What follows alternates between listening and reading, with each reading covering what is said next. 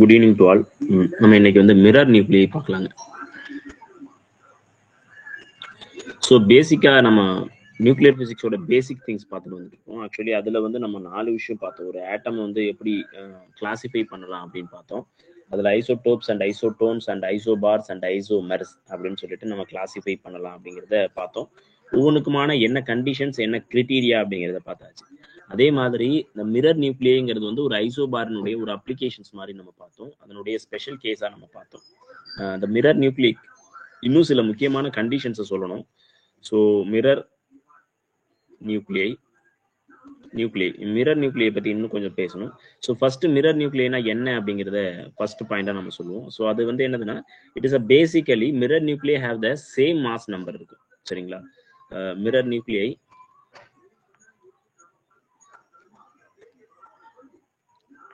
have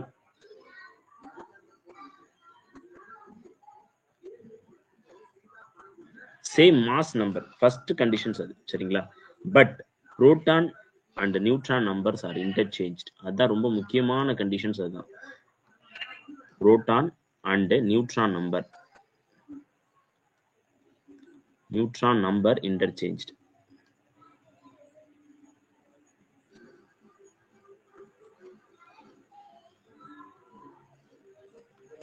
so interchange அப்படிங்கிறதுக்கு நம்ம ஏற்கனவே சொல்லியிருந்தோம். ஸோ இப்போ ஃபார் எக்ஸாம்பிள் நம்ம ஒரு எக்ஸாம்பிள் சொல்லலாம். போரான் அப்படிங்கிறத பார்ட்டிக்கல் எடுத்துக்கலாம். இன்னொன்று வந்து லித்தியம் அப்படிங்கிற ஒரு பார்ட்டிக்கல் எடுத்துக்கலாம். சி யூ நோ தட் போரானுடைய நம்பர் வந்து 4 and 7, லித்தியத்தினுடைய நம்பர் வந்து பார்த்தீங்கன்னா 3 and 7. இப்படி வச்சுக்கலாம். இப்படி வச்சுக்கிட்டோன்னா இப்போ நம்ம புரோட்டான் நம்பர்ஸை நம்ம கால்குலேட் பண்ணுவோம். அதே மாதிரி நியூட்ரான் நம்பர்ஸ் கால்குலேட் பண்ணுவோம். இதில் இருக்கக்கூடிய நம்பர் ஆஃப் புரோட்டான்ஸ் எவ்வளோ அப்படின்னு பார்த்தீங்கன்னா, அந்த போரானில் இருக்கக்கூடிய நம்பர் ஆஃப் புரோட்டான்ஸ் வந்து 4, லித்தியத்தில் இருக்கக்கூடிய number of protons 3. But neutrons பார்த்தீங்கன்னா A - Z, அதாவது இது -Z இப்படி போட்டோம்னா தான் நமக்கு அந்த ரிசல்ட் கிடைக்கும். ஸோ அந்த ரிசல்ட்டை வி ஆர் இன்டர்சேஞ்சிங். அப்போ 7 - 4 வந்து 3, இங்கே வந்து 4 வந்துடும். சரிங்களா? So this is the very முக்கியமான ஒரு கிரிட்டீரியாவில் இதுதான் முக்கியம்.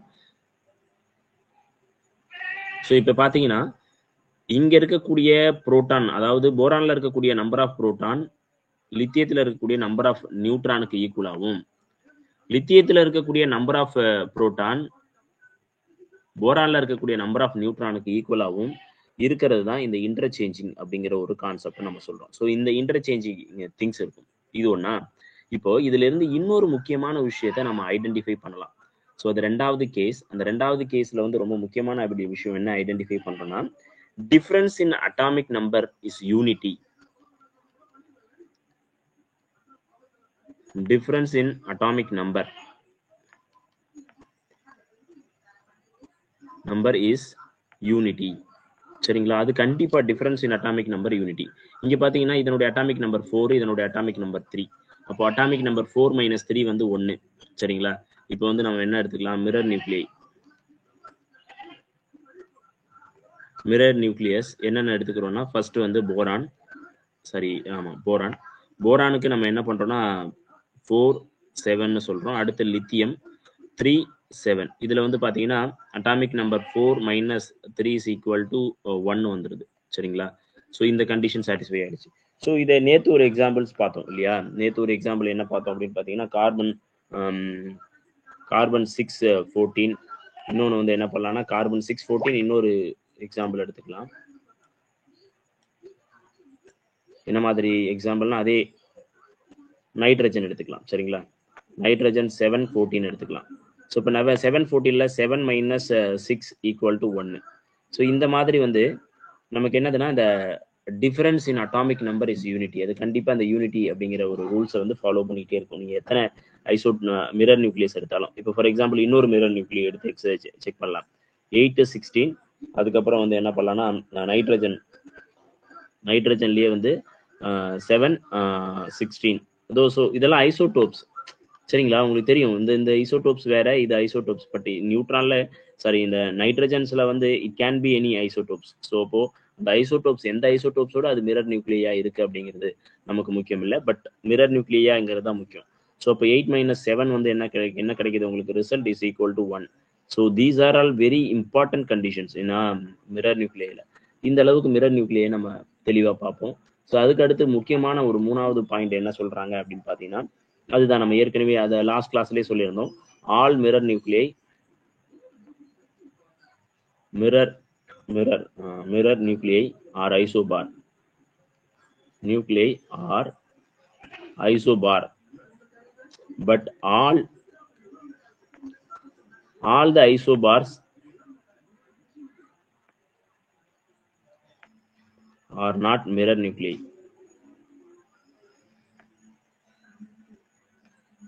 So எல்லா mirror nuclei isobar, but எல்லா isobars mirror nuclei கிடையாது. இந்த கண்டிஷன்ஸை நம்ம புரிஞ்சுக்கணும். ஸோ இதுதான் பேசிக்கான விஷயங்க. சரிங்களா? சரி, மிரர் நியூக்ளியை. ஸோ இப்போ எந்தெந்த மாதிரியான எலமெண்ட்ஸ் இருக்கு, எந்தெந்த மாதிரியான ஆட்டம்ஸ் இருக்கு, ஒரு எந்தெந்த மாதிரியான நியூக்ளியஸ், அந்த நியூக்ளியஸினுடைய டைப்ஸ் எல்லாம் பார்த்தாச்சு, கிளாசிஃபிகேஷன்ஸ் பார்த்தாச்சு. இப்போ ஒரு நியூக்ளியஸினுடைய ரேடியஸ் ஆஃப் த நியூக்ளியஸ் பார்க்கலாம். Radius of the nucleus.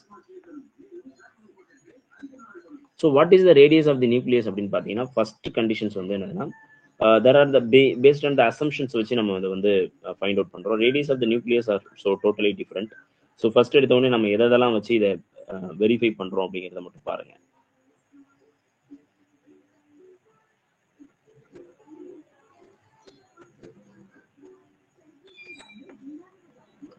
ஏன்னா இப்போ ஃபார் எக்ஸாம்பிள் வந்து ஒரு ஹீலியம் ஆட்டம் இருக்குன்னு வச்சுக்கோங்களேன். ஹீலியம் ஆட்டம் இருக்கு, ஹீலியம் 4-2 இருக்கு. இன்னொரு நியூக்ளியஸ் வந்து அயன் நியூக்ளியஸ் Fe26 and 56 வரும். இன்னொரு நியூக்ளியஸ் யுரேனியம் 92 235 இப்படி இருக்கு என்கிட்ட. இந்த மாதிரி இருக்கும் பொழுது இந்த நியூக்ளியஸ் பார்த்தீங்கன்னா ஃபார் எக்ஸாம்பிள் இதுல வந்து 1 2 3 4 2 புரோட்டான் 2 நியூட்ரான் இருக்கும். பட் இதுல வந்து பாத்தீங்கன்னா 1 2 3 4 13 neutron, sorry 26 neutron, 26 neutron, 25 proton இருக்கும். சரிங்களா? 26 56 மைனஸ் 26 6 மைனஸ் 6 0 30 நியூட்ரான் இருக்கு. சரிங்களா? ஸோ அப்போ 30 நியூட்ரான் பிளஸ் 26 புரோட்டான் இருக்கு. ஸோ அப்போ இதுல கணக்கு பண்ணீங்கன்னா எவ்வளோ இருக்கும்? இப்படி இருக்கும். ஸோ அப்போ இந்த நியூக்ளியஸினுடைய சைஸ் வந்து எப்படி இருக்கும்னா, நிறைய நியூட்ரான் புரோட்டான் இருக்கிறதுனால சைஸ் வில் பி கொஞ்சம் பெருசா இருக்கும். சரிங்களா? ஸோ அப்போ அந்த சைஸ் எவ்வளோ அப்படிங்கிறத வந்து we have to find out. அதுதான் முக்கியம். ஸோ அதே மாதிரி இங்கே வந்து பார்த்தீங்கன்னா யுரேனியம் அப்படின்னு பார்த்தீங்கன்னா, யுரேனியம் வந்து 92 235 நியூட்ரான் அண்ட் புரோட்டான்களுடைய எண்ணிக்கை 235 இருக்கு. ஸோ அப்போ நினைச்சு பாருங்க, ஒரு நியூட்ரானும் புரோட்டானும் சேர்ந்து 235 இருக்கு. அது தட் மீன்ஸ் என்னதுன்னா 92 போட்டிங்கன்னா இதுல வந்து 3 அண்ட் 23 13 மைனஸ் 3 4 143 அளவுக்கு என்ன இருக்கு அப்படின்னு பார்த்தீங்கன்னா நியூட்ரான்களுடைய எண்ணிக்கை ரொம்ப அதிகமாயிடுச்சு. ஸோ இப்போ நியூட்ரான்களுடைய எண்ணிக்கை அதிகமாயிடுச்சு. ஸோ இப்போ நியூட்ரான்களுடைய எண்ணிக்கை நம்ம எப்படி போடலாம்? ஸோ நியூட்ரான்கள் வந்து எக்கச்சக்கமாக போட்டுட்டே இருக்கணுங்க. ஆக்சுவலி இந்த 143 போடணும். நான் இங்கே 143 போட முடியாது, அதனால விட்டுறேன். அதே மாதிரி புரோட்டான்களுடைய எண்ணிக்கை பார்த்தீங்கன்னா 92. ஸோ இந்த மாதிரி வந்து புரோட்டான்களுடைய எண்ணிக்கையும் அந்த இதில் சேரும். ஸோ இப்போ இதெல்லாம் சேர்ந்து என்ன பண்ணுது அப்படின்னு பார்த்தீங்கன்னா ஒரு பெரிய ஸ்பியர் மாதிரி உருவாக்கிடும். ஏன்னா நம்ம என்ன சொல்லியிருக்கோம், all the nucleus are concentrated at the centre. இது ஒரு ஸ்பெரிக்கல் சிமெட்ரிக் மாதிரி இருக்கு அப்படின்னு நம்ம எடுத்துக்கிறோம். ஸோ அப்படி இருக்கும் பொழுது இது வந்து இது. ஸோ இப்போ இதை வச்சுக்கிட்டு ஒவ்வொன்றுக்குமான ரேடியஸ்ங்கிறது வேற. இப்போ இதுக்கான ரேடியஸ் வந்து R1 எடுத்துப்போம், இதுக்கான ரேடியஸ் R2 எடுத்துப்போம், இதற்கான ரேடியஸ் R3 எடுத்துப்போம். ஆனால் இது பேஸ்ட் ஆன் ஒரு பேசிக் யூனிட்ஸை பொறுத்து தான் இது எல்லாமே மாறும். இது எதை டிபெண்ட் பண்ணி இருக்கு அப்படிங்கிறத பொறுத்து தான் நம்ம பேச போறோம். சரிங்களா? ஸோ இப்போ இந்த R1 R2 R3 எதை பொறுத்து இருக்கும் அப்படின்னு பார்த்தீங்கன்னா, இப்போ நியூக்ளியோட சைஸ் எதை பொறுத்து மாறுது? இங்க மேல இருக்கக்கூடிய அட்டாமிக் நம்பரை பொறுத்து மாறுது. சரிங்களா? இங்கேயும் பாருங்க அட்டாமிக் நம்பர் எவ்வளவு இருக்குன்னு பாருங்க. இங்கேயும் அட்டாமிக் நம்பரை பொறுத்து சைஸ் வந்து இன்க்ரீஸ் ஆகுது. ஸோ இப்போ அட்டாமிக் நம்பர் எந்த அளவுக்கு இருக்கோ அதே அளவுக்கு என்ன ஆகுது அப்படின்னு பார்த்தீங்கன்னா, இந்த ரேடியஸ் ஆஃப் த நியூக்ளியஸ் வந்து size of the radius of the nucleus வந்து இன்க்ரீசஸ் ஆகிட்டே இருக்கு அப்படிங்கிறத நம்ம பார்க்குறோம். சரிங்களா? ஸோ அதுக்கடுத்து வந்து நம்ம என்ன பண்றோம் அப்படின்னு பார்த்தீங்கன்னா, இப்போ இந்த ரேடியஸை நம்ம ஃபைண்ட் அவுட் பண்ணுவோம். அப்போ சைஸ் ஆஃப் த நியூக்ளியஸ் வந்து எப்போதுமே எதை பொறுத்து இருக்கு அப்படின்னு பார்த்தீங்கன்னா, நம்ம இப்படி எழுதலாம். Size of the nucleus is directly proportional to mass number. சரிங்களா? மாஸ் நம்பரை பொறுத்து இருக்கு. ஸோ பேசிக்கா சைஸ் ஆஃப் த நியூக்ளியஸை நம்ம என்ன எழுதுவோம்னா 4/3 pi r3. ரேடியஸோட நம்ம கண்டுபிடிக்கணும்னா pi r3 is directly proportional to a அப்படின்னு எழுதுவோம். ஸோ இந்த r3 இங்கேயே வச்சுப்போம். r3 is directly proportional to இந்த வேல்யூஸ் எல்லாம் இங்கே கொண்டு போகிறோம். 3 டிவைடட் பை 4 pi into ஏன்னு இருக்கும் சரிங்களா. ஸோ இப்போ இதோட சேர்த்து ஒரு கான்ஸ்டன்ஸ் எல்லாமே வச்சுக்கோங்களேன். இந்த R cube is equal to sorry R cube is equal to என்ன சொல்லலாம், எப்படி சொல்லலாமா, வேணாம், ஓகே. ஸோ இப்போ இந்த ஆர் கியூப் அந்த பக்கம் கொண்டு போனீங்கன்னா you will get a values சரிங்களா. ஸோ இது டைரக்ட்லி ப்ரொபோஷனல் டு ஏ போடுவோம். Directly proportional to 3/4 pi into A power 1/3 வரும். ஸோ இப்போ இதெல்லாம் வேல்யூஸ் எல்லாம் நம்ம எடுத்துட்டு நம்ம ஒரு கான்ஸ்டன்ட் சேர்த்தோம்னா R0 டைம்ஸ் இந்த கான்ஸ்டன்ட் வேல்யூஸ் எல்லாம் எடுத்து தனியாக போட்டுட்டு நம்ம இது பண்ணோம்னா R0 டைம்ஸ் ஏ பவர் 1/3 கிடைக்குது. ஸோ இந்த R0ங்கிறது வந்து சிம்பிளஸ்ட் யூனிட்ஸ். ஃபார் எக்ஸாம்பிள் ஒரு ஹைட்ரஜன் ஆட்டத்துக்கு எந்த அளவுக்கு இருக்கும் அப்படிங்கிறத ஐடென்டிஃபை பண்ணி சொல்லியிருக்காங்க. ஸோ இப்போ ஹைட்ரஜன் ஆட்டத்தில் தான் இருக்கக்கூடிய நியூக்ளியஸ்லேயே ரொம்ப சின்ன நியூக்ளியஸ் வந்து ஹைட்ரஜன் ஆட்டம் தான். ஸோ இப்போ ஹைட்ரஜன் நியூக்ளியஸ் தான். இப்போ ஹைட்ரஜன் நியூக்ளியஸ்க்குள்ள எவ்வளோ இருக்கு அப்படிங்கிறத நம்ம பார்க்குறோம். R0 மதிப்பு வந்து நம்ம பார்க்கணும். அது R0 மதிப்பு வந்து ஒவ்வொரு புக்குக்கும் சில வேரியேஷன் வந்துகிட்டு இருக்கு. அந்த என்னன்னா ஒரு சில புக்ல வந்து என்ன சொல்றாங்கன்னா இந்த R0 மதிப்பை R0 is equal to 1.2 to 1.3 அப்படின்னு சொல்றாங்க. சரி 1.2 to 1.4 ஃபெர்மி மீட்டர் அப்படின்னு சொல்றாங்க. 1.4 ஃபெர்மின்னு சொல்றாங்க. சில புக்ல வந்து R0 வேல்யூ 1.3 ஃபெர்மின்னு சொல்றாங்க. ஸோ இது டிபெண்ட்ஸ், அதாவது ஒரு புத்தகத்தை பொறுத்து. பட் அந்த ரேஞ்ச் இவ்வளோக்குள்ள இருக்கும், 1.2 to 1.4க்குள்ள இருக்கும் அப்படிங்கிறது தான் கரெக்டான பதில் சரிங்களா. ஸோ இப்போ சில புத்தகத்துல வந்து இப்படி எக்ஸாக்டா போட்டிருப்பாங்க 1.5 ஃபெர்மி மீட்டர். ஆக்சுவலி ஃபெர்மினா ஒரு 10 to the power -5 metre. 1 fermi 1 F is equal to எவ்வளோனா 10 to the power -15 மீட்டர். இதையே கூட கொஸ்டினா கேட்கறாங்க டிஆர்பியில். இந்த ஒரு யூனிட்டையே நம்ம டிஃபைன் பண்றதையே கரெக்டா ஒரு கொஸ்டினா கேட்கறாங்க. ஸோ இப்போ இந்த R0 மதிப்பு என்ன சொல்லலாம் அப்படின்னு பார்த்தீங்கன்னா அந்த R0 மதிப்பு is equal to 1.2 times into 10 to the power -15 metre அப்படிங்கிறாங்க சரிங்களா. ஸோ இது வந்து பேசிக்கா சிபிஎஸ்சி புக்ல இதை தான் கொடுத்துருக்காங்க. அதே மாதிரி ஒரு சில புக்ஸ்ல நம்ம வந்து டெக்ஸ்ட் புக்ஸ் நம்ம யூஸ் பண்ணக்கூடிய டெக்ஸ்ட் புக்ஸ்ல இந்த மாதிரி 1.2 to 1.4 ஃபெர்மி கொடுத்துருக்காங்க. ஸோ எது எடுத்துக்கிட்டாலும் ஓகே தான். சிமிலர்லி ஒரு பக்கத்துல இருக்க ஒரு ஆன்சரா தான் வரும். ஏன்னா 1.2 தான் அப்படிங்கிறதுனால இது ஒரு பெரிய நம்பரா இருந்தா தான் டிஃபரன்ஸ் பெருசா ஏற்படும் அப்படிங்கிறத நம்ம பார்க்குறோம் சரிங்களா. ஸோ இப்படிதான் நம்ம வந்து என்ன பண்ணணும் அப்படின்னா ஆட்டமுடைய இதை கண்டுபிடிக்கணும் சரிங்களா. ரேடியஸை கண்டுபிடிக்கணும். அப்போ ஒரு சைஸ் ஆஃப் த நியூக்ளியஸ்ங்கிறதுல இருந்து நம்ம என்ன பண்றோம், ரேடியஸ் ஆஃப் த நியூக்ளியஸை கண்டுபிடிக்கணும். அப்போ ஃபார் எக்ஸாம்பிள் நம்ம வந்து என்ன பண்ணலாம் அப்படின்னு பார்த்தீங்கன்னா ஒரு காப்பர் ஆட்டத்துக்கு ரேடியஸ் கண்டுபிடிக்கலாம். ஏன்னா நம்ம ஈஸியா இருந்து சொல்லிட்டு அதுக்கப்புறம் நிறைய பேசலாம். ஸோ ரேடியஸ் ஆஃப் மோஸ்ட்லி வந்து என்னன்னா ப்ராப்ளத்துல வந்து உங்களுக்கு வந்து கியூப் ரூட் கண்டுபிடிக்கிற மாதிரியான அட்டாமிக் மாஸ் நம்பர் இருக்கக்கூடிய ஒரு ப்ராப்ளம் தான் கொடுப்பாங்க. அதுல மோஸ்ட் இம்பார்ட்டன்ட் ப்ராப்ளம்னு பார்த்தீங்கன்னா radius of the copper nucleus Cu64 nucleus சரிங்களா. நியூக்ளியஸ் கண்டுபிடிக்க சொல்றாங்க. அப்போ radius of the copper nucleus அப்படின்னா அதுக்கு வந்து சில ஆப்ஷன்ஸ் கொடுக்குறாங்க. ஏ ஆப்ஷன் வந்து என்னன்னா 1.3 times into 10 to the power -14 metre. அதுக்கு அடுத்தது பி ஆப்ஷன் வந்து என்ன சொல்றாங்க அப்படின்னு பார்த்தீங்கன்னா 5.2 into 10 to the power -15 metre. அதுக்கு அடுத்தது சி ஆப்ஷன் வந்து 1.3 into 10 to the power -15 metre -15 metre. அடுத்து சி ஆப்ஷன் வந்து என்ன பண்றாங்க அப்படின்னு பார்த்தீங்கன்னா 5.2 into 10 to the power -14 metre. இப்படி வந்து சொல்றாங்கன்னு வச்சுக்கோங்களேன். ஸோ இந்த கேசஸ்ல நீங்க பாத்தீங்கன்னா நமக்கு தெரியும் ரேடியஸ் கண்டுபிடிக்கிறதுக்கான ஃபார்முலா வந்து R0 டைம்ஸ் ஏ பவர் 1/3 அப்படிங்கிறது. ஸோ இப்போ காப்பர் நியூக்ளியஸ்ன்னு எடுத்துக்கிட்டீங்கன்னா காப்பருடைய ஏ மதிப்பு என்ன அப்படின்னு பார்த்தீங்கன்னா copper atomic mass number, copper of atomic mass number வந்து என்னதுன்னா ஏ ஈக்குவல் டு 64 சரிங்களா. இந்த 64 எடுத்துட்டு வந்து இங்க சப்ஸ்டியூட் பண்ண போறோம், அவ்வளவுதான். ஆர் இஸ் ஈக்குவல் டு உங்களுக்கு தெரியும் R0 மதிப்பு 1.2 இன்டு 10 to the power -15 மீட்டர்னு சொல்லியாச்சு. இன்டு ஏவினுடைய மதிப்பு 64 பவர் 1/3. ஸோ 64 1/3னா 8 இன்டு 8 இன்டு 8 அதனுடைய மதிப்பு தான் 64 வரும் சரிங்களா. 8 வராது, 4 வரும். 4 இன்டு 4 இன்டு 4 நன்னாங்க 16, 16 4 64.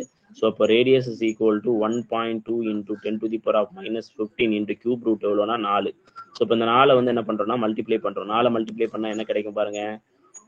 4ஓட 2 மல்டிப்ளை பண்ணா 4 2 8 4 1 4 5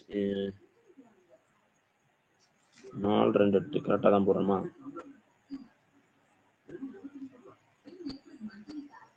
முன்னாங்க 16 16 4 64. ஓகே,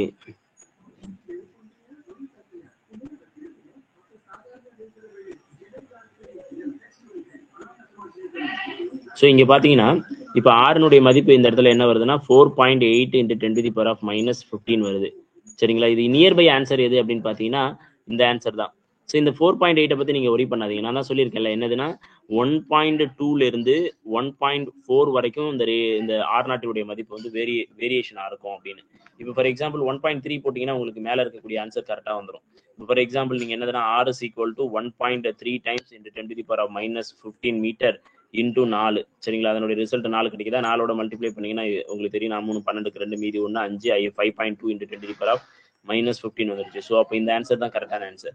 ஸோ அப்போ இதில் வச்சு நீங்கள் என்ன பண்ணலாம், சூஸ் பண்ணிட்டு போயிட்டே இருக்கலாம். This B answer is a correct answer அப்படின்னு சொல்லிட்டு இப்படி வந்து கொஸ்டின்ஸ் கேட்கறதுக்கான சான்சஸ் இருக்கு. கொஞ்சம் அதை கிளாரிட்டியா பார்த்துக்கோங்க. இந்த மாதிரி நீங்க வந்து பார்க்கலாம். 4 2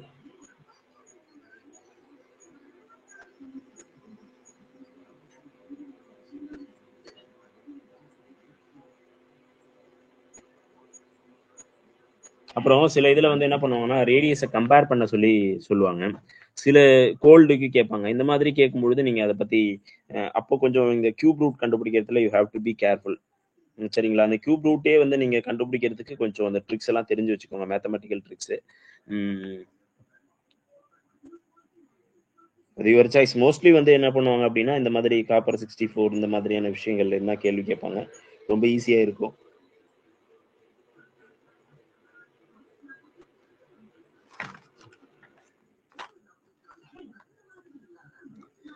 ஸோ இப்போ நியூக்ளியருடைய ரேடியஸ் பார்த்தாச்சு. சரிங்களா? ரேடியஸ் ஆஃப் த நியூக்ளியஸ் பார்த்தாச்சு. இதுக்கப்புறம் டென்சிட்டி ஆஃப் த நியூக்ளியஸ். ஒரு நியூக்ளியஸனுடைய டென்சிட்டி எப்படி இருக்கும் அப்படிங்கிறத பார்க்கலாம்.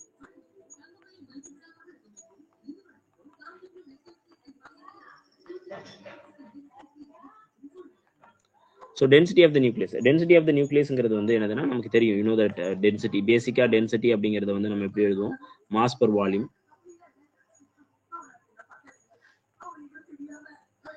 ஸோ மாஸ் பர் வால்யூம் இல்லைன்னா nuclear mass per volume.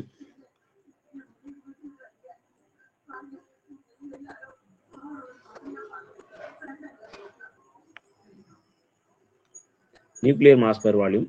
So அப்போ நியூக்ளியர் டென்சிட்டி அப்படிங்கிறத என்னன்னு பார்க்கலாம்.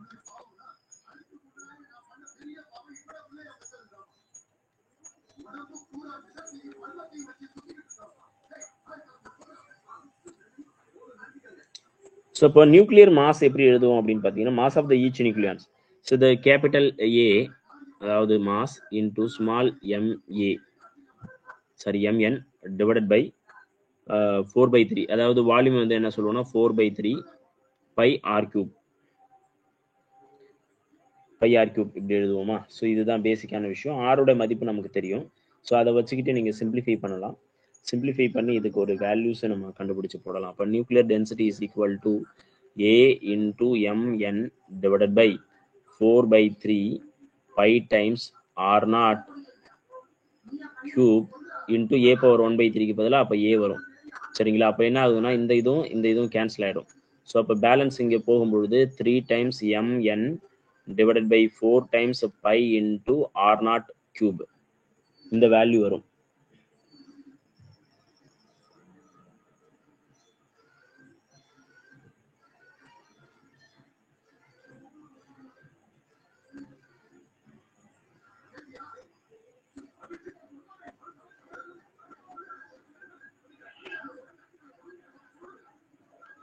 ஸோ இப்போ இந்த டென்சிட்டி ஆஃப் த நியூக்ளியஸ் வந்து நம்ம என்ன சொல்றோம்னா ரோ என்னு எழுதுறோம். சரிங்களா? டென்சிட்டி ஆஃப் த நியூக்ளியஸ் வந்து என்ன பண்ணலாங்க, ரோ என் அப்படின்னு எழுதலாம். ஸோ இந்த ரோ எண்ணை வச்சுக்கிட்டு நம்ம we are going to find out the values. So இப்போ இதுக்கு வந்து இந்த வேல்யூஸ் எல்லாம் நீங்க கரெக்டாக பண்ணணுங்க. இதெல்லாம் சிம்பிளிஃபை பண்ணி போட்டிங்கன்னா you will get one result. Rho என்னோட வேல்யூ வந்து என்ன வரும் அப்படின்னு பார்த்தீங்கன்னா 1.816 into 10⁻⁻17 kilogram per metre cube அப்படிங்கிற ஆன்சர் கிடைக்கும். So if you are using the 1.3 அதாவது எஃப்க்கு பதிலான ஃபெர்மி அமௌண்ட் R0 மதிப்பு இது வந்து எப்போ யூஸ் பண்ணும் பொழுதுன்னா R0 மதிப்பு 1.2 into 10⁻⁻15 மீட்டர் யூஸ் பண்ணும் பொழுது 15 மீட்டர் யூஸ் பண்ணும்போது இந்த ஆன்சர் வரும். இல்லைன்னா ஆர் இந்த rho N density of the nucleus is equal to you will get a 2.29 into 10 to the power of minus 17 kilogram per meter cube when you are using R0 னுடைய மதிப்பு 1.2 into 10 to the power of minus 15 fermi metre. இந்த இடத்துல 1.3 போட்டுங்க, sorry 1.3 இருக்கும்போது இந்த answer, 1.2 இருக்கும்போது இந்த answer, இப்படி கிடைக்குங்க. சரிங்களா? ஸோ இப்போ இது வந்து டிபெண்டன்ஸ் வேல்யூஸ் தான். சரிங்களா? ஸோ இப்போ இதுல இருந்து நமக்கு என்ன தெரியுது அப்படின்னு பார்த்தீங்கன்னா, இந்த ஃபார்முலால பார்த்தீங்கன்னா அந்த டென்சிட்டிக்கு இந்த பக்கம் வந்து பார்த்தீங்கன்னா ஏ அப்படிங்கிற ஒரு டேர்மே இல்லை. அப்போ அதனால நம்ம என்ன சொல்லலாம் அப்படின்னு பார்த்தீங்கன்னா, nuclear density is independent of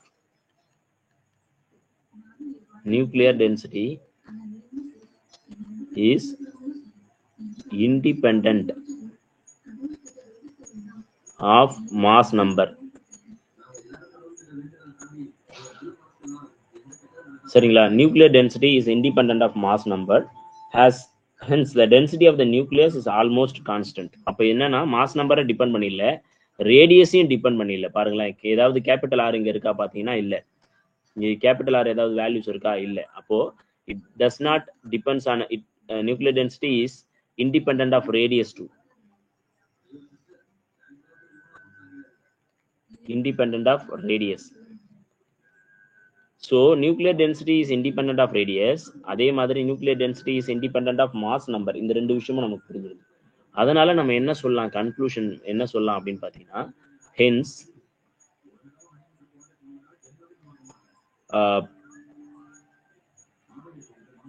nuclear density of the nucleus is almost constant.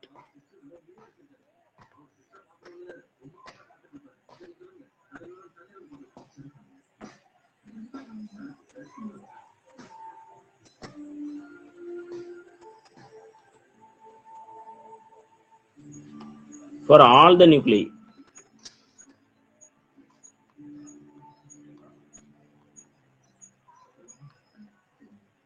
எல்லா நியூக்ளியைக்கும் இது constant.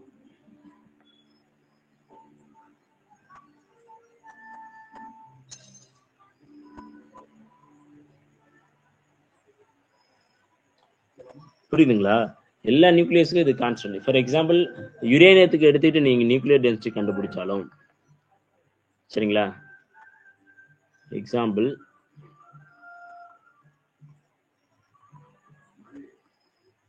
nuclear density of hydrogen helium is similar to helium is same as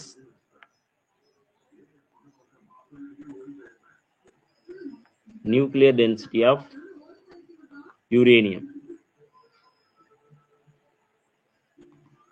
இதுதான் ரொம்ப முக்கியங்க. அப்ப ஒரு யுரேனியம் ஆட்டத்தை எடுத்துக்கோங்க, அது எவ்வளவு பெரிய ஆட்டம், நியூக்ளியஸ் எவ்வளவு பெருசு. அதே மாதிரி ஒரு ஹீலியம் எடுத்துக்கோங்க, அது எவ்வளவு சின்னது. இது ரெண்டுக்குமே வந்து என்னதுன்னா நியூக்ளியர் டென்சிட்டி கான்ஸ்டன்ட். அந்த நியூக்ளியர் டென்சிட்டி வேல்யூ வந்து will not be changed. This value இருக்கு பாத்தீங்களா, அந்த வேல்யூ வந்து எந்த காலத்திலயும் எக்காலத்தை கொண்டும் அது வந்து மாறவே மாறாது.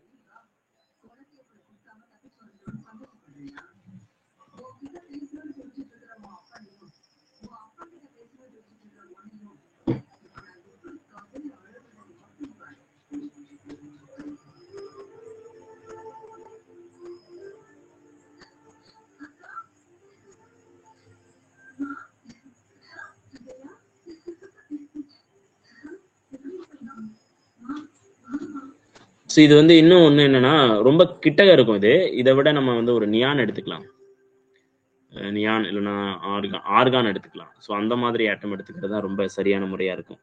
ஏன்னா ஒரு ஒரு ரொம்ப முக்கியமான ஒரு கருத்தும் சொல்றாங்க, எக்ஸ்பெரிமெண்டலி ப்ரூவ் பண்ணுது. அதாவது தியரட்டிக்கலி நீங்க எது எடுத்துக்கிட்டாலும் சேம் தாங்கிறாங்க, பட் எக்ஸ்பெரிமெண்டலி ஒரு ப்ரூவ் பண்ணியிருக்காங்க. எக்ஸ்பெரிமெண்டலி ப்ரூவ் பண்ணும்பொழுது ஒரு அதாவது எக்ஸ்பெரிமெண்டல் ப்ரூஃப் என்ன கொடுக்குதுன்னா, நியூக்ளியை of radius of the nuclei for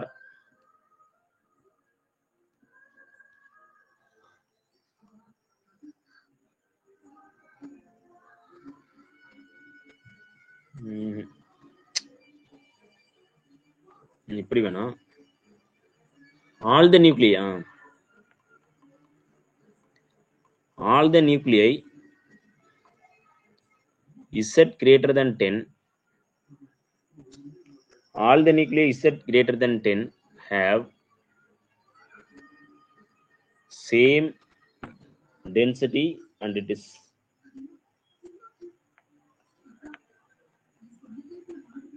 same density. All the nuclei Z greater than 10 have same density.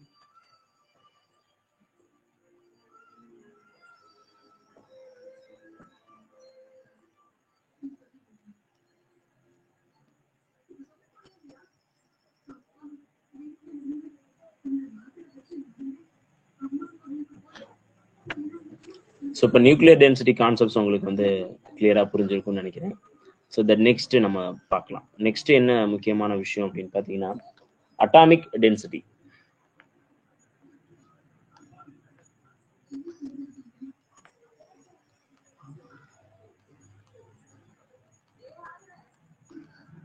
So what is atomic density? Atomic டென்சிட்டிங்கிறது வந்து nuclear density divided by 10 to the power of 4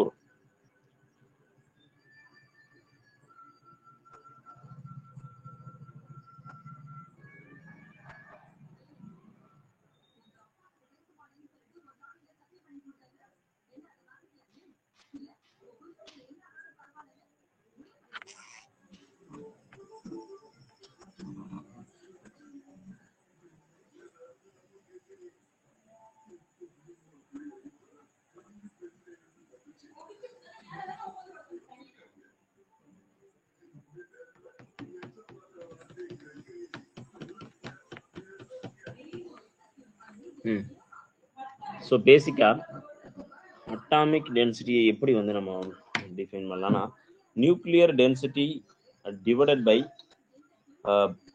the difference of atomic sizes between bigger nucleus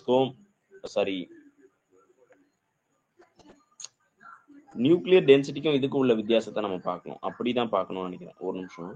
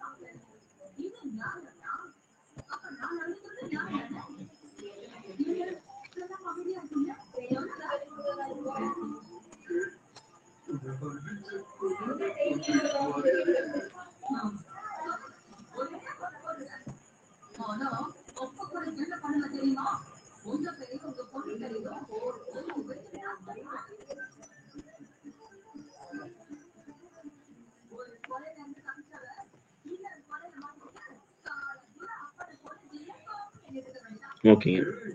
so actually அந்த nuclear atomic density வந்து in terms of nuclear டென்சிட்டியில நம்ம எழுதலாம்.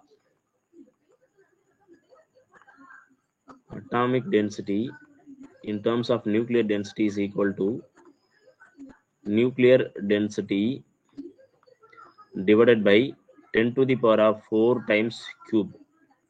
இப்படி இருக்கும். இல்லைன்னா நீங்க அட்டாமிக் டென்சிட்டி வந்து எந்த அளவுக்கு வேறுபடுதுன்னு பாருங்களேன். Atomic density is equal to 10 to the power of minus 12 times. அதாவது இதை வந்து நம்ம மல்டிப்ளை பண்ணி மேலே கொண்டு போனோம்னா 12 times நியூக்ளியர் டென்சிட்டி வரும்.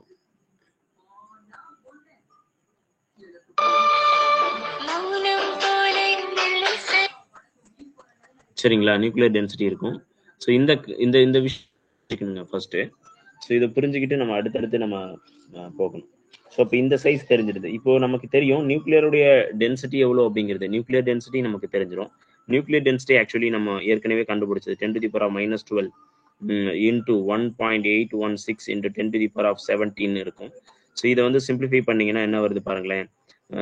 1.816 into 10 to the power of 17 minus 12 வந்து 5 வரும். ஸோ ப்ளஸ் 5ல வருது. So around 5. ஸோ அப்போ கிலோகிராம் பர் மீட்டர் கியூப் அப்படி இருக்கும். ஸோ அட்டாமிக் டென்சிட்டி வந்து எந்த அளவுக்கு பெருசுன்னு பாருங்களேன். அட்டாமிக் டென்சிட்டி வந்து ரொம்ப அதிகம். தென் நியூக்ளியர் டென்சிட்டி என்ன பார்க்குறோம் அப்படின்னு பார்த்தீங்கன்னா, இப்போ இதுல இருந்து ஒரு விஷயம் நம்ம புரிஞ்சிக்க வேண்டிய விஷயம் என்னதுன்னா, அட்டாமிக் சைஸ் வந்து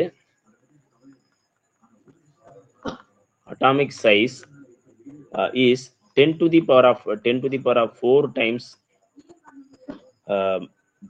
bigger than the nucleus.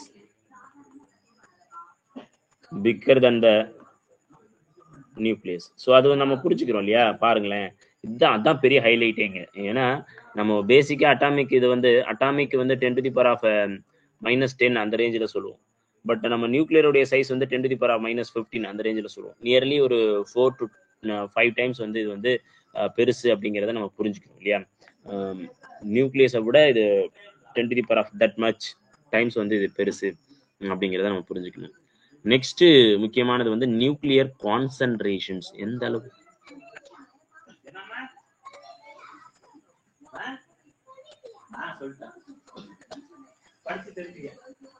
So nuclear கான்சன்ட்ரேஷன்ங்கிறது வந்து nuclear density divided by mass of each nucleus.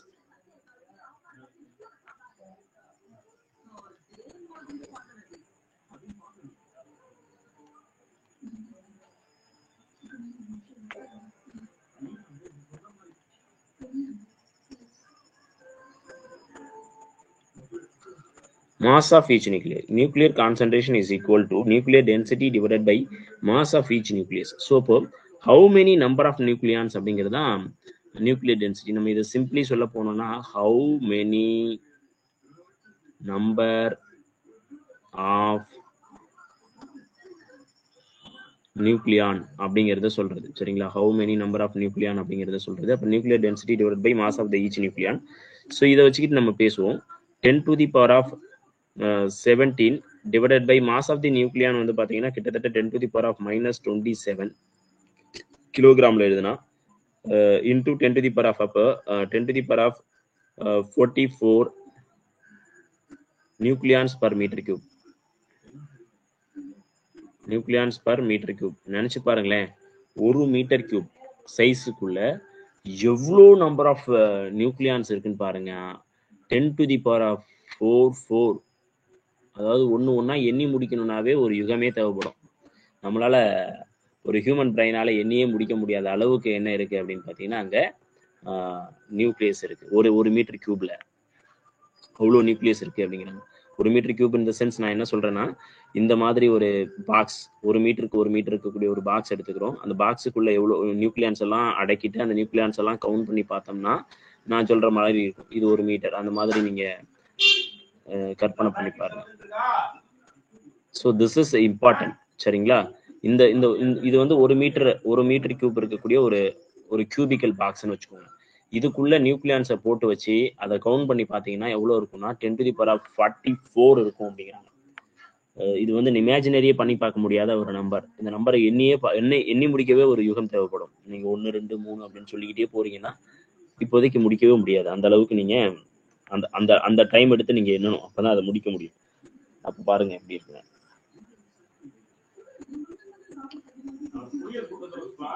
So இதுக்கு அடுத்து வந்து நம்ம என்ன பண்ண போறோம்னா ஒரு சார்ஜ் டிஸ்ட்ரிபியூஷன்ஸ் வந்து நியூக்ளியஸ்க்குள்ள எப்படி இருக்கு. Nuclear charge distribution.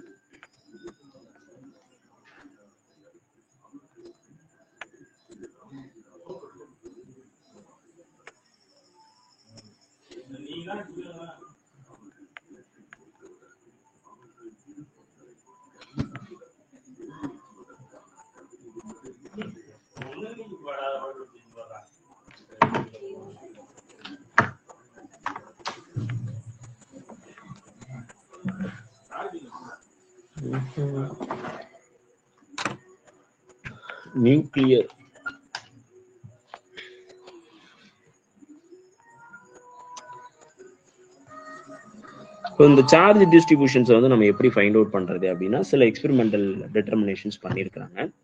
சார்ஜ் வந்து ஒரு நியூக்ளியஸ்க்குள்ள எந்த அளவுக்கு இருக்கும், அது எந்தெந்த ரேஞ்சில் எப்படி எப்படி இருக்கும் அப்படிங்கிறத வந்து நம்ம பார்க்கணும். ஏன்னா நியூக்ளியர்ல உள்ள இருக்கக்கூடியது ஃபுல்லாவுமே பாசிட்டிவ் சார்ஜஸ், அதை ரிப்பல் பண்ணும் அப்படிங்கிறது தெரியும். அதுக்குள்ள நம்ம நியூட்ரானை கொட்டி வச்சிருக்கிறோம், நியூட்ரான் எக்கச்சக்கமா இருக்கு அந்த ரிப்பல்ஷன் ஃபோர்ஸை சரி பண்றதுக்காக. இந்த ரிப்பல்சிவ் ஃபோர்ஸையும் தாண்டி ஒரு ஃபோர்ஸ் இருக்கு, அதை சேர்த்து வச்சிருக்கிறதுக்கு. அதுக்கு பேர் வந்து என்னதுன்னா மீசான், அதாவது யுகோவா ஃபோர்ஸ்னு சொல்லுவாங்க, இல்ல யுகோவா ஃபோர்ஸ்னு சொல்லுவாங்க. சில டைம் வந்து எக்ஸ்சேஞ்ச் ஃபோர்ஸ்னு சொல்லுவாங்க, சில டைம் வந்து பயான் ஃபோர்ஸ்னு சொல்லுவாங்க, ஃபோர்ஸ் ஆஃப் பயான்ஸ் அப்படின்னு சொல்லுவாங்க. ஸோ இந்த மாதிரி சில வெரைட்டியா இதை சொல்லலாம். இப்போ வந்து நியூக்ளியர் சார்ஜ் டிஸ்ட்ரிபியூஷன்ஸ் எப்படி அப்படிங்கிறத பார்க்கலாம். அதை வந்து எப்படி ஃபர்ஸ்ட் கண்டுபிடிச்சாங்க அப்படின்னு பார்த்தீங்கன்னா, எலக்ட்ரான் ஸ்கேட்டரிங் எக்ஸ்பெரிமெண்ட்ஸ் வச்சு தான் கண்டுபிடிக்கிறாங்க. ஸோ அப்போ electron scattering experiments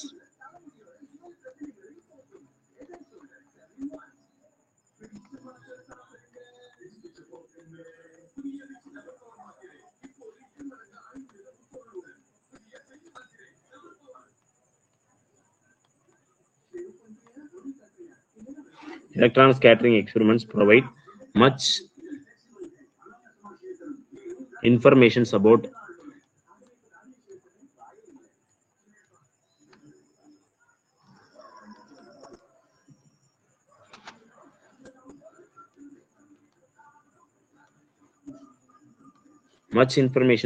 charge distribution. அப்ப charge of the nucleus usually நம்ம எப்படி பேசுவோம் அப்படின்னு பார்த்தீங்கன்னா, ரெண்டாவது முக்கியமானது வந்து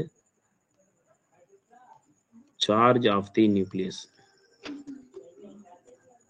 is equal to Z times E.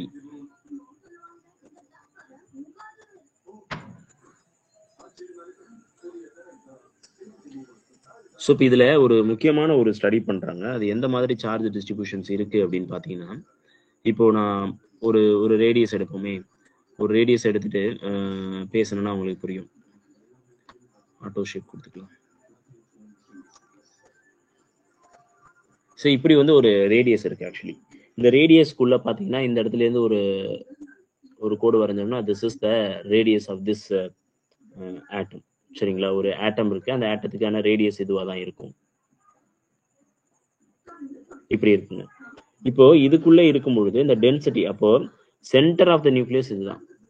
அப்போ இது வந்து நியூக்ளியஸ், இந்த ஒரு வட்டத்தை நியூக்ளியஸ் நீங்க கற்பனை பண்ணிக்கோங்க. சென்டர் ஆஃப் த நியூக்ளியஸ் பார்த்துக்கோங்க. இந்த இடத்துல வந்து கான்சென்ட்ரேஷன்ஸ் ரொம்ப அதிகமா இருக்கும், நியூக்ளியர் சார்ஜ் டிஸ்ட்ரிபியூஷன்ஸ் ரொம்ப அதிகமா இருக்கும், சார்ஜினுடைய கான்சென்ட்ரேஷனும் ரொம்ப அதிகமா இருக்கும். சரிங்களா? இப்போ அதாவது இந்த கேட், அதாவது சென்டர்ல இருந்து நான் வந்து என்ன பண்றேன் அப்படின்னு பாத்தீங்கன்னா, இட் இஸ் நாட் இந்த ஹைட் எடுத்துக்கு. இந்த ஹைட்டுங்கிறது வந்து எதை குறிக்குது அப்படின்னு பாத்தீங்கன்னா, டென்சிட்டி குறிக்குது. ஸோ இப்போ டென்சிட்டி வந்து சென்டர்ல எப்படி இருக்குன்னு பார்க்கலாம்.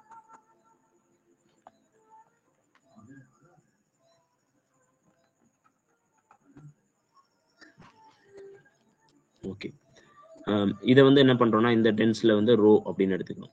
இந்த ரோ எடுத்துக்கிட்டு, ரோங்கிறது டென்சிட்டி ஆஃப் சார்ஜ் டிஸ்ட்ரிபியூஷன் சொல்லக்கூடியது.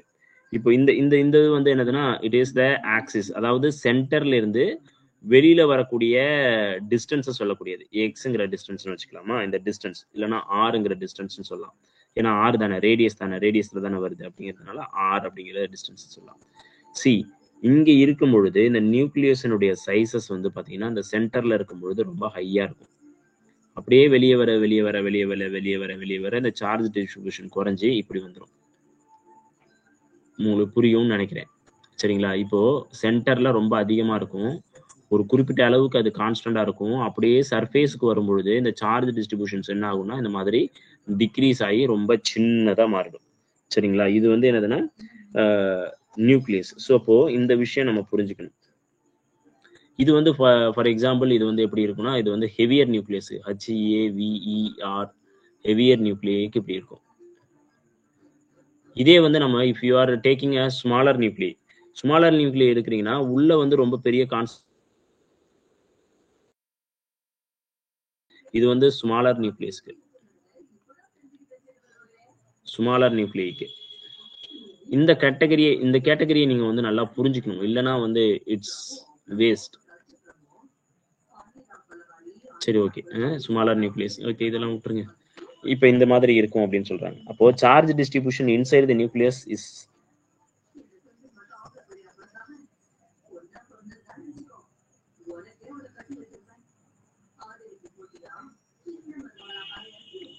அப்போ இந்த மூணாவது பாயிண்ட் தானே, மூணாவது பாயிண்டா நம்ம என்ன சொல்றோம் அப்படின்னு பார்த்தீங்கன்னா, charge density is constant at the centre.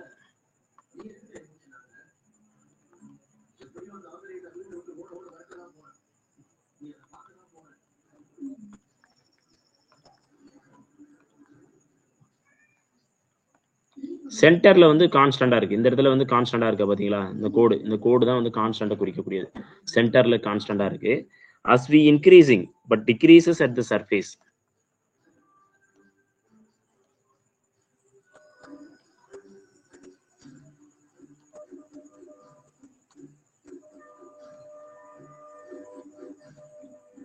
decreases at the surface பாத்தீங்களா? இங்க வந்து என்ன ஆயிடுது? டிக்ரீஸ் ஆகுதா? இதுதான் இந்த சர்ஃபேஸ் கிட்ட வரும்பொழுது என்ன, இதுதானே சர்ஃபேஸ். இந்த சர்ஃபேஸ் கிட்ட வரும்பொழுது என்ன ஆகுது, அந்த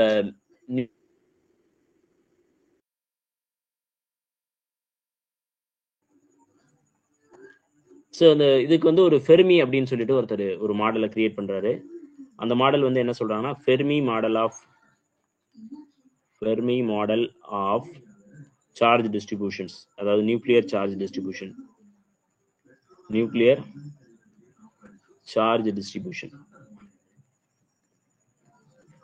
ஸோ அவர் வந்து ஒரு நியூக்ளியர் சார்ஜ் டிஸ்ட்ரிபியூஷனை உருவாக்குறாரு, ஃபெர்மி அப்படிங்கிறவர். அவர் சொல்றது வந்து என்னதுன்னா, rho's equal to rho naught divided by 1 plus e power R minus C divided by A. So இந்த மாதிரியான ஒரு வேல்யூ கொடுக்குறாரு. இதுல என்னன்னா ஒவ்வொன்றையும் இது அப்ப இந்த நியூக்ளியர் சார்ஜ் டென்சிட்டிங்கிறது வந்து சில திங்ஸை வந்து டிபெண்ட் பண்ணி இருக்கு அப்படின்னு சொல்றாரு. சரிங்களா? அப்போ இந்த ரோ நாட்டுங்கிறது என்ன சார்? இதுல ரோ நாட்டுங்கிறது வந்து நியூக்ளியர் சார்ஜ் டென்சிட்டி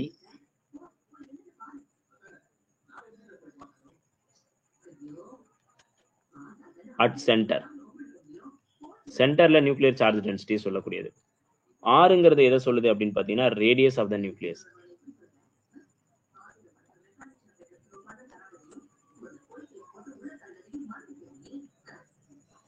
அதுக்கடுத்து சிங்கிறது வந்து it is distance from the centre at which fall. அதாவது என்னதுன்னா, இந்த நியூக்ளியர் டென்சிட்டி இருக்கு பார்த்தீங்களா, இந்த நியூக்ளியர் டென்சிட்டி ஆஃபா குறையிற இடம் வரைக்கும் இருக்குது. ஃபார் எக்ஸாம்பிள் இந்த இடம் வரைக்கும். இதுதான் வந்து என்னதுன்னா அந்த சிங்கிற பாயிண்ட். இந்த பாயிண்ட், இந்த டிஸ்டன்ஸ் தான் நம்ம சின்னு சொல்றோம். நல்லா புரியுதுங்களா? இந்த நியூக்ளியர் டென்சிட்டி இங்க ஹையரா இருக்கு, இங்க லோயர். இப்போ இதுதான் ஹைட், மேக்சிமம் வந்து இவ்வளோ. அப்போ இதுல பாதியா குறையிறது இந்த இடத்துல வரும்பொழுது, அப்போ அந்த பாதியா குறையிற வரைக்கும் இருக்கக்கூடிய அந்த பாயிண்ட தான் நம்ம என்ன சொல்றோம்னா சின்னு சொல்றோம். Distance from the centre at which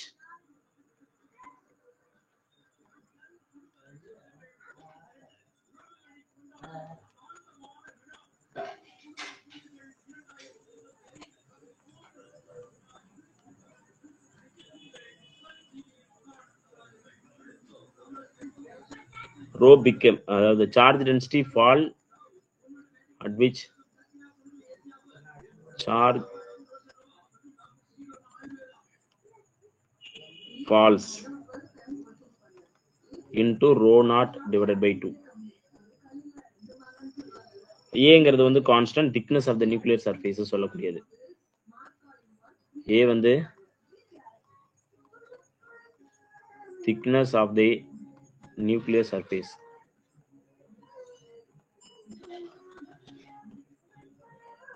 so இங்க பாருங்க, ஏவினுடைய மதிப்பு என்ன வரும்னா 0.55 ஃபெர்மி, கிட்டத்தட்ட 0.55 ஃபெர்மி அப்படின்னு இருக்கும். சியினுடைய மதிப்பு சில புக்ல போட்டிருக்காங்க 1.07 into 10 to the power of 1.7 into a to the power of 1/3 Fermi இப்படி இருக்கும் அப்படின்னு சொல்றாங்க. ஸோ இப்போ முக்கியமான அடுத்த பாயிண்ட் தான் ரொம்ப ஹைலைட்டு. என்ன அப்படின்னு பார்த்தீங்கன்னா, சார்ஜ் ஆஃப் த ஓவராலாக நம்ம பார்க்க போனோம்னா, charge of the nucleus is positive. Overall charge of the nucleus is positive. Oh my God.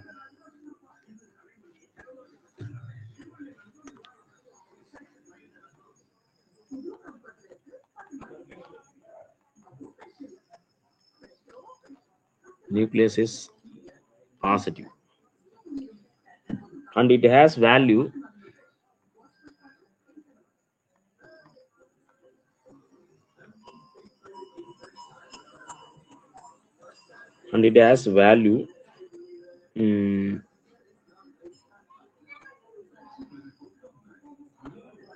positive ZE.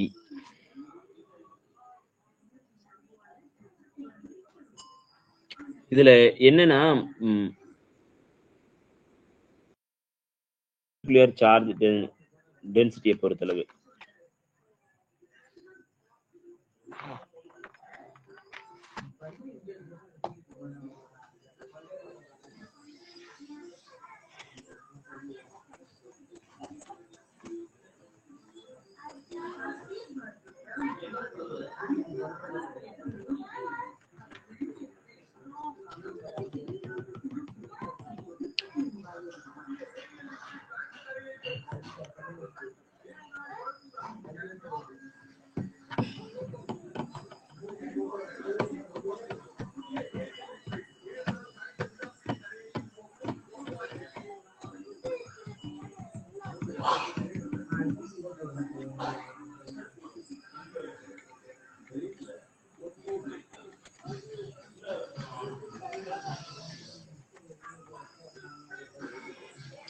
சரிங்க. அடுத்த ப்ராப்பர்ட்டிஸ் போயிடலாம். ஸோ இப்போ நியூக்ளியருக்கு இந்த மாதிரியான விஷயங்கள்லாம் இருக்கு. ஸோ இப்போ நம்ம என்ன பண்ண போறோம்னா, இப்போ நியூக்ளியரை பத்தின ஒரு ஃபண்டமெண்டல், ஒரு நியூக்ளியஸை பத்தின ஒரு ஓவரால் ஐடியாவுக்கு நம்ம இப்பதான் வந்திருக்கோம். ஒரு நியூக்ளியஸ்னா எப்படி இருக்கும், அதுல என்னென்ன மாதிரியான கிரைட்டீரியாஸ் இருக்கு இல்லையா, என்னென்ன மாதிரியான கிரைட்டீரியாஸ்னா என்னென்ன, வாட் இஸ் வாட் அப்படிங்கிறத பார்த்தோம். இப்போ என்ன பண்ண போறோம் அப்படின்னு பார்த்தீங்கன்னா, சப்போஸ் ஒரு நியூக்ளியஸ்ல உடைச்சோம்னா என்ன ஆகும், ஒரு நியூக்ளியஸை உடைச்சா என்ன ஆகும், இல்லைன்னா ரெண்டு நியூக்ளியஸை சேர்த்தா என்ன ஆகும். நீங்க நினைச்சு பாருங்களேன், ஒரு ரெண்டு நியூக்ளியஸ் எப்படி உடைக்கிறது, அதை எப்படி சேர்க்கறது அப்படிங்கிற ஒரு கேள்வி இருக்கு. இந்த கேள்வி கேட்கும் பொழுது நமக்கு சில முக்கியமான ஒரு கிரைட்டீரியா தோணுது. அப்போ நீங்க ரெண்டு நியூக்ளியஸை சேர்க்கணும்னாலும் ஒரு எனர்ஜியை கொடுக்கணும், இல்ல ரெண்டு நியூக்ளியஸை நீங்க பிரிக்கணும், ஒரே நியூக்ளியஸை ரெண்டா பிரிக்கணும்னாலும் நீங்க எனர்ஜி கொடுக்கணும். அது எந்த அளவுக்கு எனர்ஜியை நீங்க கொடுத்து அதை பிரிக்கிறீங்க இல்ல சேர்க்கிறீங்க அப்படிங்கறத வந்து நம்ம என்ன சொல்ல போறோம் அப்படின்னு பாத்தீங்கன்னா, பைண்டிங் எனர்ஜி, சேர்க்கக்கூடிய எனர்ஜி அப்படிங்கிறது தான் we are going to say binding energy அப்படின்னு சொல்ல போறோம். இந்த பைண்டிங் எனர்ஜியை பொறுத்து தான் ஒரு ஒரு நியூக்ளியஸ் வந்து எந்த அளவுக்கு ஸ்டெபிலிட்டியோட இருக்கு அப்படிங்கிறத நம்ம அப்ரோச் பண்ண போறோம். நீங்க கற்பனை பண்ணி பாருங்க, இப்போ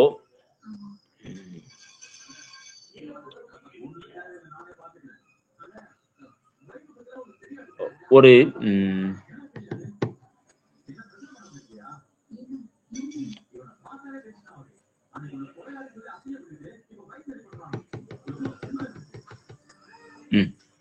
ஒரு ஒரு ஒரு ஒரு மணல் கட்டி, ஒரு மணல் கட்டியவும் ஒரு கல், ஒரு நல்ல பயங்கரமா இதா இருக்கக்கூடிய ஒரு கல்லுன்னு வச்சுக்கோங்களேன்.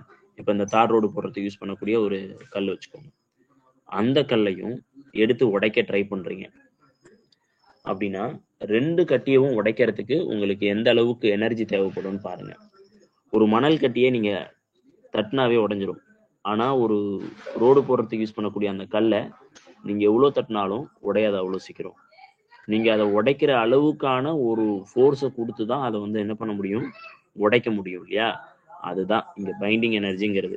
அப்போ பைண்டிங் எனர்ஜிங்கிறது வந்து டிபெண்ட்ஸ் அந்த நியூக்ளியஸை பொறுத்து இருக்கு, ஒவ்வொரு நியூக்ளியஸை பொறுத்து இருக்கு. ரொம்ப சின்ன நியூக்ளியஸா இல்ல பெரிய நியூக்ளியஸா, அப்ப சின்ன நியூக்ளியஸை உடைக்கிறதுக்கு என்ன ஆகணும், பெரிய நியூக்ளியஸை உடைக்கிறதுக்கு என்ன ஆகணும், இப்படிங்கிற விஷயங்கள் இருக்கு. ஆனா இங்க ஒரு கொஞ்சம் கான்ட்ரோவர்சியா இருக்கும் இது.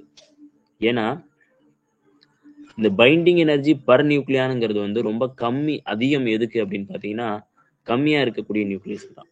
ஏன்னா நியூட்ரான்களுடைய புரோட்டான்களுடைய எண்ணிக்கை வந்து அந்த ரேஷியோவை பொறுத்தும் இந்த பைண்டிங் எனர்ஜி இருக்கும். ஒரு ஆட்டமனுடைய ஸ்டெபிலிட்டியை நம்ம நியூட்ரான் புரோட்டான் இதை வச்சியும் நம்ம பேசலாம். இது எல்லாத்த பத்தி நம்ம இப்போ டீட்டெயில்டா படிக்க போறோம். ஒன்னும் அந்த தியரிட்டிக்கலா நம்ம படிக்கும்பொழுது ஐ வில் எக்ஸ்பிளைன் எவ்ரிதிங். சரிங்களா. என்ன உங்களுக்கு நீங்க பண்ணணும் அப்படின்னு பாத்தீங்கன்னா, இது எல்லாத்தையுமே பக்காவா மைண்ட்ல போட்டுக்கணும், அவ்வளவுதான். பக்காவா மைண்ட்ல போட்டுட்டு என்ன மாதிரி கொஸ்டின் கேட்டாலும் நீங்க என்ன பண்ணணும், நான் தான் கிங் அப்படிங்கிற மாதிரி ஆன்சர் எழுதணும். அதுதான் விஷயம். பார்ப்போங்க. ஸோ அதில் முக்கியமான விஷயம் அப்படின்னு பார்த்தீங்கன்னா மாஸ் டிஃபெக்ட் அப்படிங்கிறது தான்.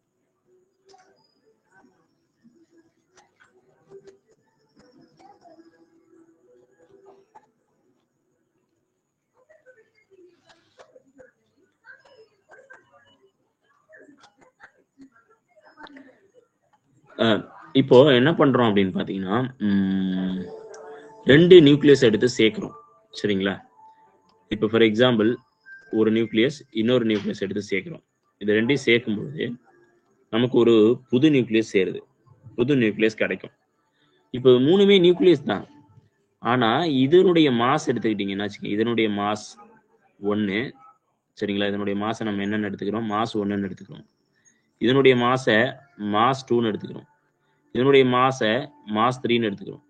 நீங்க கற்பனை பண்ணி பாருங்க, இந்த மாஸ் 1 இந்த மாஸ் 2 இது ரெண்டையும் கூட்டினா எவ்வளவு அமௌண்டோ அதுதான் இந்த மாஸ் 3 இருக்கணும் கண்டிப்பா. சரிங்களா? அப்போ mass 1 plus mass 2 equal to mass 3. ஆனா இது கிடையாது. இது என்னது? தப்பு அப்படிங்கிறாங்க. எந்த மாதிரி இருக்கும் அப்படின்னு பாத்தீங்கன்னா, மாஸ் 1ஐயும் மாஸ் 2வையும் கூட்டி நீங்க மாஸ் 3 பாத்தீங்கன்னா, மாஸ் 3 என்ன இருக்குன்னா கம்மியா இருக்கும். மாஸ் இந்த 2 மாசினுடைய கூடுதலை விட குறைவா இருக்கும். ஏன் சார் அப்படின்னு பாத்தீங்கன்னா, இதை சேர்க்கும் போது இல்லைன்னா இதை சேர்க்கறதுக்கு ஒரு எனர்ஜி லாஸ் ஆயிருக்கும். அந்த மாஸ் என்ன ஆயிருக்குன்னா குறைஞ்சிருக்கும். அதாவது energy equivalence, mass energy equivalence நீங்க ஐன்ஸ்டீன் தியரியில நீங்க கேள்விப்பட்டிருப்பீங்க. மாஸ் எனர்ஜி ஈக்குவலன்ஸ் அதை பத்தி நம்ம பின்னால பேசலாம். இப்போ இந்த இதுல என்ன ஆகுது அப்படின்னு பாத்தீங்கன்னா, இந்த மாஸ் என்ன ஆயிடுதுன்னா மாச எனர்ஜியாவும் நம்ம பேசலாம். அப்படிங்கும் பொழுது இந்த 2 மாசினுடைய தனித்தனியா கூட்டி கிடைக்கக்கூடிய மதிப்பை விட மொத்தமா இருக்கக்கூடிய மதிப்பு ரொம்ப குறைவா இருக்கும், லெசரா இருக்கும். அதுதான் ரொம்ப முக்கியமான விஷயம். அப்போ பாருங்க, இது ரெண்டையும் தனித்தனியா மாஸ் எடுத்து கூட்டினீங்கன்னா அது பெருசா இருக்கும். ரெண்டையும் கம்பைன் பண்ணதுக்கு அப்புறம் கிடைக்கக்கூடிய நியூக்ளியஸினுடைய மாஸ் ரொம்ப சின்னதா இருக்கும். இப்போ ஃபார் எக்ஸாம்பிள் நான் என்ன எடுக்கிறேன் அப்படின்னு பார்த்தீங்கன்னா, ஒரு புரோட்டான் எடுத்துக்கிறேன். புரோட்டான் 1 அதாவது 1 அடுத்து டியூட்ரான் 1 எடுத்துக்கிறேன். இப்படி இருக்கக்கூடிய மாசை நீங்க கூட்டினீங்கன்னா ஹீலியம் ஆட்டம் கிடைக்கும். ஹீலியம் 2 கிடைக்கும். அப்போ 2 கிடைக்குதுன்னா இப்போ ஹீலியம் நியூக்ளியஸினுடைய மாஸ் இப்போ என்னவா இருக்கணும்? ஆக்சுவலி என்ன இருக்குன்னா, இந்த ரெண்டினுடைய மாஸ் ஈக்குவல் டு இந்த ஹீலியம் நியூக்ளியனுடைய மாஸா இருக்கணும். ஆனா அந்த கேட்டகரி இருக்கவே இருக்காது. ஏன்னா இந்த மாஸ் கொஞ்சம் குறைஞ்சிருக்கும். இந்த மாஸ் கொஞ்சம் குறைஞ்சதுக்கு காரணம் என்னன்னா, இந்த ரெண்டும் சேர்ந்ததுனால அது அந்த டிஃபெக்ட் ஏற்படுத்துச்சு. அந்த மாஸ்ல என்ன ஆயிடுச்சுன்னா ஒரு டிஃபெக்ட் ஏற்படுத்துச்சு. அந்த டிஃபெக்டை தான் நம்ம என்ன பண்றோம்? we are saying this is the mass defect அப்படின்னு நம்ம பேச போறோம். ஸோ இந்த மாஸ் டிஃபெக்டை பத்தி தான் நம்ம படிக்க போறோம். அடுத்து நெக்ஸ்ட் திங்ஸ் நம்ம படிக்க வேண்டியது மாஸ் டிஃபெக்ட்ஸ்.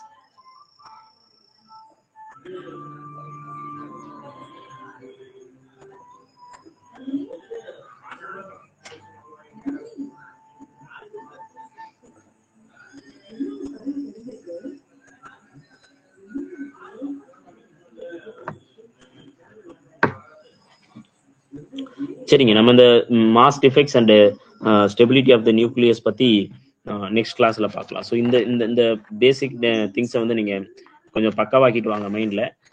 அதுக்கப்புறம் நம்ம கொஞ்சம் ஃபாஸ்டா போகலாம். ஏன்னா இந்த பேசிக் இது வரைக்கும் இன்னைக்கு வரைக்கும் நடத்தின விஷயங்கள் எல்லாமே ரொம்ப ரொம்ப மோர் ஃபண்டமெண்டல்ஸ். இது எதுவுமே குறைவான கொஸ்டின் தான் வரும், 1-2 கொஸ்டின் தான் வரும். வந்தாலுமே நீங்க இது இல்லாம இது தெளிவா நீங்க படிக்காம என்ன பண்ண முடியாதுன்னா ஃபியூச்சர் ஸ்டடிஸ் எதுவுமே பண்ண முடியாது நியூக்ளியர் பிசிக்ஸ்ல. இந்த விஷயத்துல ஒரு சின்ன மிஸ்டேக் கூட நீங்க பண்ணாம இதை எல்லாத்தையும் பக்காவா அண்டர்ஸ்டாண்ட் பண்ணி வச்சுக்கோங்க. பார்க்கலாம். வேற ஏதாவது உங்களுக்கு டவுட் இருந்ததுன்னா கேள்வி கேட்கலாம் நீங்க.